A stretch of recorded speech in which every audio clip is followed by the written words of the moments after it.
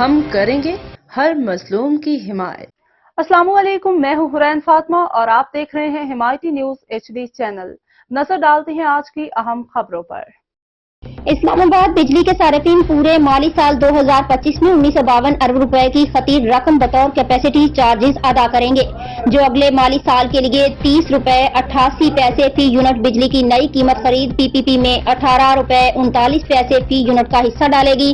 رخصت ہونے والے مالی سال کے لیے کیپیسٹی چارجز ریونیو کا ہدف 1874 ارب روپے مقرر کیا گیا تھا اور بجلی کی قیمت خرید میں صارفین 30 جون 2024 تک 17 روپے 2 پیسے فی یونٹ ادا کر رہے ہیں۔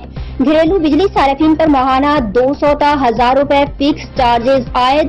حکومت کو بھیجی گئی نیپرا کی آفیشیل ورکنگ کے مطابق ڈسپوز کی بجلی کی خریداری کی قیمت مالی سال 2024 میں 26 روپے 2 پیسے سے مالی سال 2025 کے لیے 4 روپے 86 پیسے فی یونٹ بڑھ کر 30 روپے 88 پیسے فی یونٹ ہو گئی ہے۔ تاہم صارفین مالی سال 2025 کے دوران انرجی چارجز کی مد میں 1161 ارب روپے ادا کریں گے، جو بجلی کی قیمت خرید میں 10 روپے 94 پیسے فی یونٹ کا حصہ ڈالے گی۔ صارفین مالی سال 2025 میں 153.755 ارب روپے ادا کریں گے، جس میں ڈسکوز کی پاور پرچیز پرائسز میں 1 روپیہ 54 پیسے فی یونٹ کا حصہ ڈالا جائے گا۔